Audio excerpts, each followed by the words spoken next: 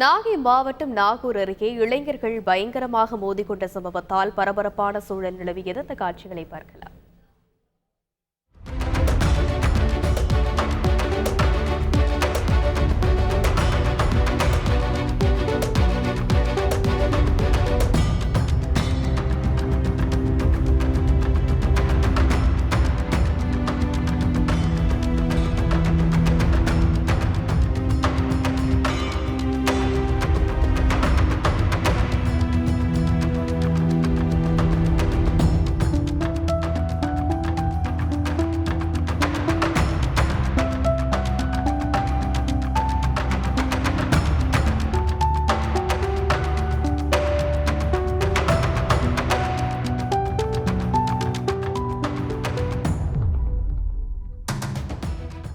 இது பற்றிய மேலும் விவரங்களை செய்தியாளர் ஸ்ரீதர் வழங்க கேட்கலாம். வணக்கம் ஸ்ரீதர், இந்த மோதலுக்கான முக்கிய காரணம் என்ன?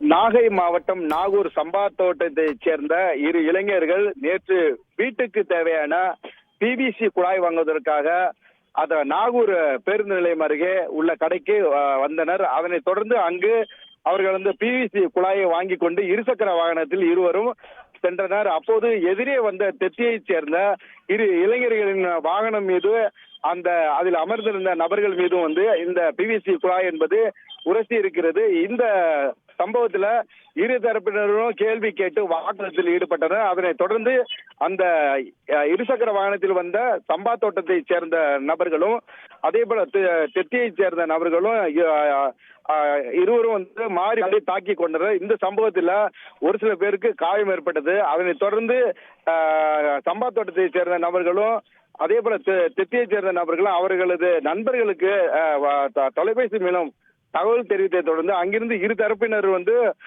அங்கிருந்து ஒரு தரப்பு 20 பேரும், இந்த பக்கம் ஒரு 20 பேரும் என இவர்கள் அந்த இடத்துல குவிந்து இவர்களும் ஒருவரை தாக்கி கொண்டு மோதி கொண்டனர். இதனால் இந்த நாகை மாவட்டம் நாகூர் பேருந்து நிலையம் அருகே பெரும் பரபரப்பு ஏற்பட்டது.